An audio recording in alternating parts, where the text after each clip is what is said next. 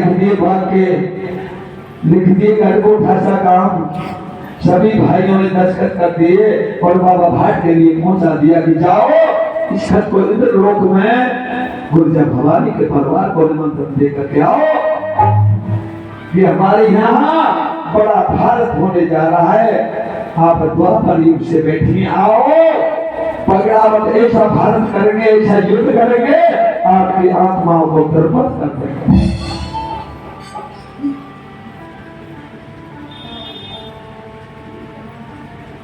अपनी अपनी तैयारी में जुटे हुए हैं। यहां तक 30वें अध्याय की कथा संपन्न होती है और अब 4थे अध्याय में जिसमें राणा जी फौज लेकर के आना, बगड़ावत भारत होना, बगड़ावतों को शीश दान में देना, सभी गुजरियों को सती होना, मैया साधु को अकेली थी। इन बातों का महत्व दिया है। बोलिए देव नारायण भगवान की, बोलिए गुरु लोकनाथ की जय, उमापति महादेव की जय। थोड़ी सी राधे भजन नहीं राधे। 4 दिन की जिंदगी में 4 दिन का मेला, 4 दिन की जिंदगी में 4 दिन का मेला, 4 दिन की जिंदगी में 4 दिन का मेला, 4 दिन की जिंदगी में 4 दिन का मेला, 4 दिन की जिंदगी में 4 दिन का मेला। आया है अकेला जग में, आया है अकेला जग में, जाएगा अकेला। 4 दिन की जिंदगी में 4 दिन का मेला, 4 दिन की जिंदगी में 4 दिन का मेला।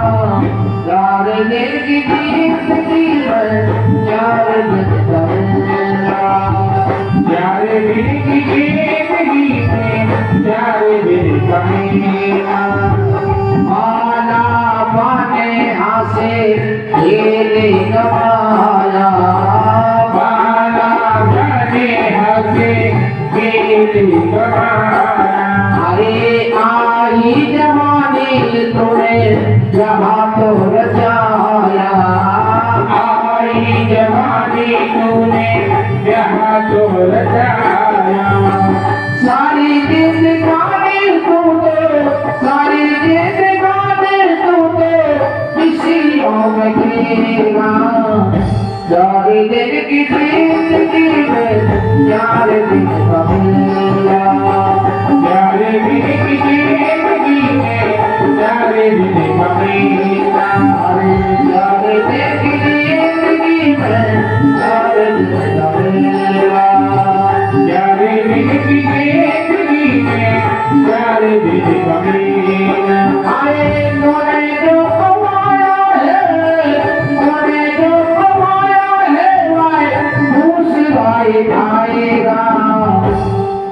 खाली हाथ आया है और खाली हाथ जाएगा। खाली हाथ आया है और खाली हाथ जाएगा। खाली हाथ जाएगा तो खाली हाथ जाएगा। बोलिए नारायण भगवान की जय। जय जय श्री राधेश। यहाँ पर हमारे गुर्जर पीर बगड़ा अपना कार्य कर रहे हैं। उधर राणा जी ने अपने भाई नीमले से कहा कि भैया हमारे जितने भी जागीरदार हैं सबको बुलाओ। आज सभी जागीरदारों को बुलाते हैं। सरवाड़ का दिया जो टोला का गज भी, भीलवाड़ा का धानो अजमल, कालूमिया पठान, तिरौदा के कुम्हार, चांद का चेता मीना, जो उसकी जागीर में थे सबको बुलाया।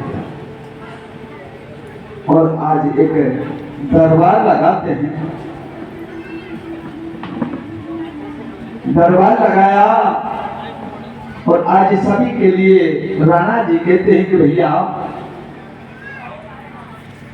हमारी कनक महल से गुर्जर बगड़ावत हमारी रानी को ले गए।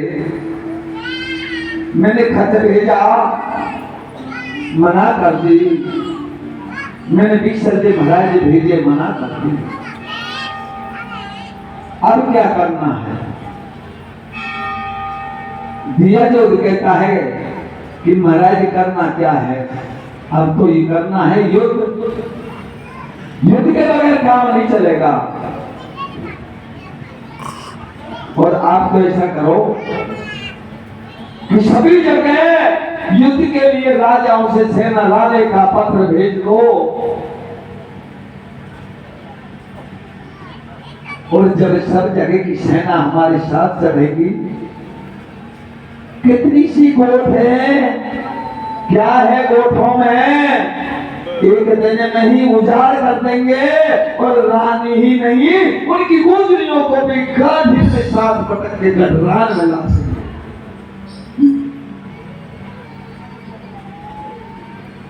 आज तो कि भैया परमाणु भेजे, लेकिन दिन कौन सा रहेगा कि महाराज पंडित जी को बुलाओ। आज विप्र को बुलाया गया। विप्रदेव से आज मुहूर्त निकलवा रहे हैं युद्ध का।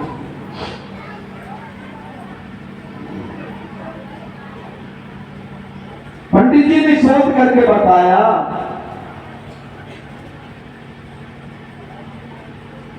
कि चैत सुदी दसवीं के दिन,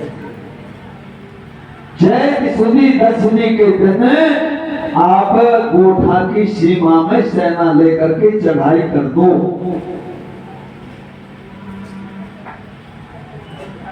ठीक है महाराज। अब सभी के लिए आज महाराज बैठ करके सभी के लिए परमाणु लिखवाते। सबसे पहले रोम शोम के बादशाह तालाब खां गलीची के लिए लिखवाते हैं कि भैया सेना लेकर के आना। नवरात्रा में युद्ध का मुहूर्त है, सेना शांति लाना। गुर्जर गोठा में हमारी रानी को ले गए और इनकार हो गए, युद्ध होगा, अपनी सेना लेकर के आना।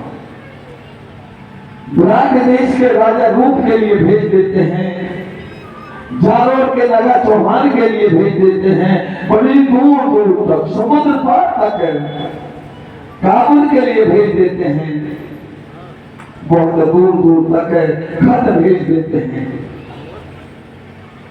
कि भैया सेना लेकर के आना, युद्ध होगा। गुर्जर कनक महल से हमारी रानी को ले गए और इनकार हो गए।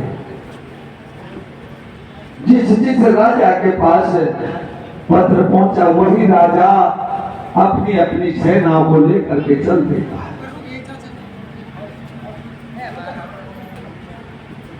चैत्र का महीना है,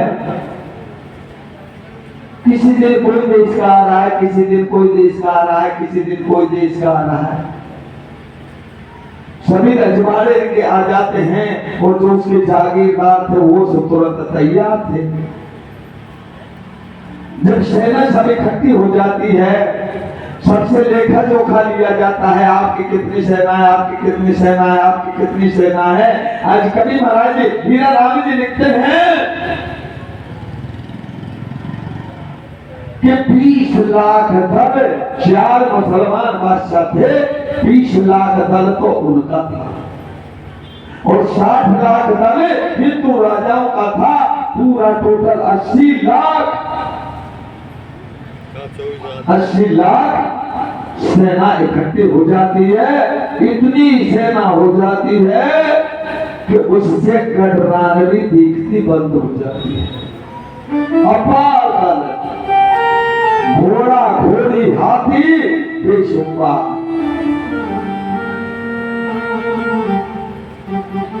आज तो गाड़ियों में बारूद, तो रसाले सब कुछ लगवा दिए, युद्ध का पूरा इंतजाम करके जब सेना तैयार होती है तो जब राणा के मन में एक विचार आता है, विचार कैसा आता है,